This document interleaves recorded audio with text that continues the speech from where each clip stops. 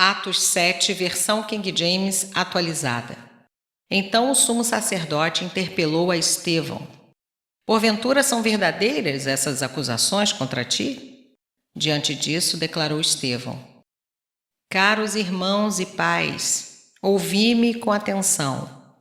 O Deus da glória apareceu a Abraão, nosso pai, estando ele ainda na Mesopotâmia, antes de morar em Harã, e lhe ordenou: Sai da tua terra e da comunidade dos teus parentes e vai para a terra que eu te mostrarei. Então ele saiu da terra dos caldeus e se estabeleceu em Harã. Após a morte de seu pai, Deus o trouxe para esta terra em que vós agora habitais. Nela, Deus não lhe deu nenhuma herança, nem ao menos o espaço de um pé. Todavia prometeu que lhe daria a terra como herança, e mesmo depois dele a sua descendência, quando ele ainda não tinha nenhum filho. E Deus lhe falou dessa forma: Teus descendentes serão peregrinos numa terra estrangeira e serão escravizados e maltratados por mais de 400 anos. Contudo, eu punirei a nação a quem servireis como escravos, e depois disso saireis livres dali e me adorareis neste lugar. E assim concedeu a Abraão a aliança da circuncisão. Por esse motivo, Abraão gerou a Isaque e o circuncidou 8 dias após o seu nascimento. Mais tarde, Isaque gerou Jacó e os 12 patriarcas. Os patriarcas, dominados por forte inveja de José, venderam-no como escravo para o Egito. Apesar de tudo, Deus estava com ele e o livrou de todas as suas tribulações, dando a José graça e sabedoria diante do faraó, rei do Egito, e de todo o seu palácio. Mais tarde, sobreveio um tempo de fome em todo o Egito e em Canaã, o que trouxe grande sofrimento, e os nossos antepassados não encontravam o que comer. Porém, tendo ouvido que no Egito havia trigo, Jacó enviou nossos antepassados para lá pela primeira vez, e na segunda viagem deles, José se revelou a seus irmãos e a sua família foi conhecida pelo faraó. E aconteceu que José mandou chamar a seu pai Jacó e a todos os seus parentes, 75 pessoas. Assim, pois, desceu Jacó até o Egito e ali morreu ele e também nossos pais. Seus corpos foram trasladados de volta a Siquém e depositados no túmulo que Abraão ali comprara por certo preço em prata dos filhos de Hamor. Ao se aproximar o tempo em que Deus cumpriria sua promessa a Abraão, nosso povo cresceu em número e multiplicou-se no Egito. Então outro rei, que não conhecia a história de José, passou a governar o Egito. Ele agiu de forma traiçoeira contra o nosso povo e oprimiu os nossos antepassados, a ponto de obrigá-los a abandonar seus próprios recém-nascidos a fim de que não sobrevivessem. E foi naquela época que nasceu Moisés, que era um menino extraordinário aos olhos de Deus. Por 3 meses ele foi criado na casa de seu pai. Entretanto, quando teve de ser abandonado, a filha do faraó o tomou e o criou como seu próprio filho. E assim Moisés foi educado em toda a sabedoria dos egípcios e tornou-se um homem poderoso em palavras e obras. Quando completou 40 anos, Moisés decidiu visitar seus irmãos israelitas. Ao presenciar um deles sendo maltratado por um egípcio, saiu em defesa da vítima e vingou-se matando o egípcio. Moisés pensou que seus irmãos entenderiam que Deus o estava dirigindo para libertá-los, mas eles não o compreenderam. No dia seguinte, Moisés dirigiu-se a 2 israelitas que estavam brigando e tentou reconduzi-los à paz, argumentando: Homens, vós sois irmãos, por que agridem um ao outro? Todavia, o homem que maltratava o outro empurrou Moisés e exclamou: Quem te constituiu autoridade e juiz sobre nós? Acaso queres assassinar-me, como fizeste ontem com aquele egípcio? Ao ouvir essas palavras, Moisés fugiu para Midian, onde ficou vivendo como estrangeiro e foi pai de 2 filhos. Então se passaram mais 40 anos, quando apareceu a Moisés um anjo no deserto, próximo ao Monte Sinai, em meio às labaredas de um espinheiro que queimava.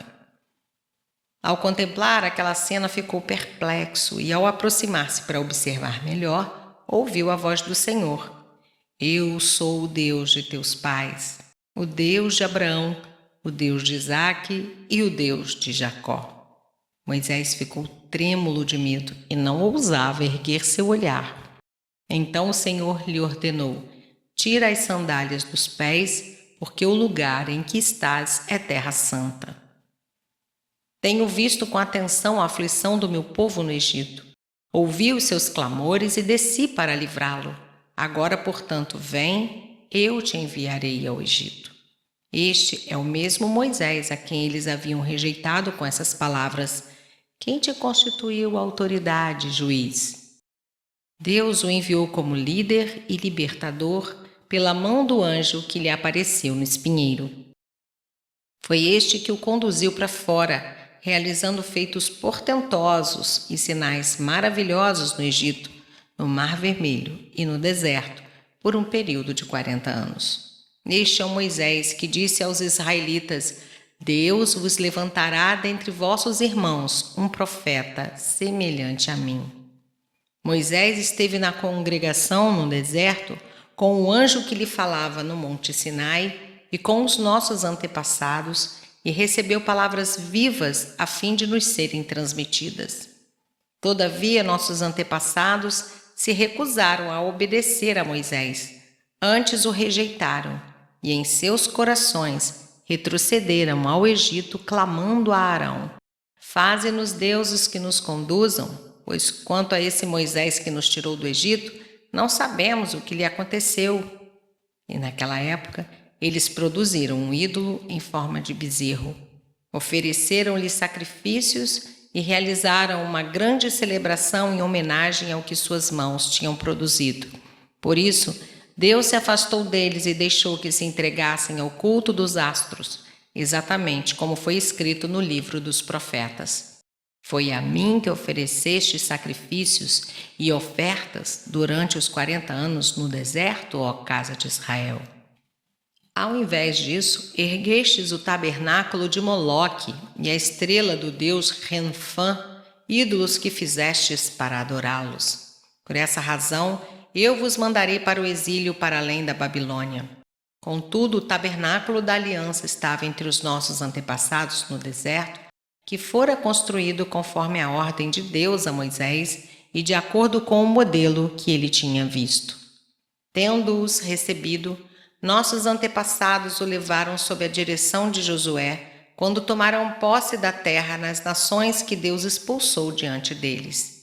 E esse tabernáculo permaneceu nesta terra até a época de Davi, que recebeu a graça da parte de Deus e rogou que lhe fosse concedido edificar uma habitação para o Deus de Jacó.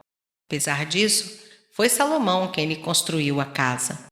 Todavia, o Altíssimo não habita em casas feitas por mãos humanas, como revela o profeta. O céu é o meu trono, e a terra o estrado dos meus pés. Que espécie de casa podereis me construir, diz o Senhor? Ou ainda, onde seria o lugar do meu repouso? Ora, não foram as minhas mãos que criaram todas essas coisas? Homens duros de entendimento e incircuncisos de coração e de ouvidos, vós sempre resistis ao Espírito Santo. Da mesma forma como agiram vossos pais, assim vós fazeis também. Que profeta vossos antepassados não perseguiram? Assassinaram até mesmo os que anteriormente anunciaram a chegada do justo, do qual agora vos tornastes traidores e homicidas. Vós que recebestes a lei por ministração de anjos, porém não a obedecestes. Ao ouvir tais palavras, grandemente se lhes enfureceu o coração e rilhavam os dentes contra Estevão. Contudo, Estevão, cheio do Espírito Santo, ergueu seus olhos em direção ao céu e contemplou a glória de Deus e Jesus em pé à direita de Deus, e exclamou: Eis que vejo os céus abertos e o Filho do Homem em pé à direita de Deus. Então eles taparam os ouvidos e aos berros atiraram-se todos juntos contra ele, e arrastando-o para fora da cidade, o apedrejaram. As testemunhas deixaram suas roupas aos pés de um jovem chamado Saulo. Assim, enquanto apedrejavam Estevão, Este declarava em oração: Senhor Jesus, recebe o meu espírito. Então caiu de joelhos e clamou em alta voz: Senhor, não lhes atribuas este pecado. E tendo dito estas palavras, adormeceu.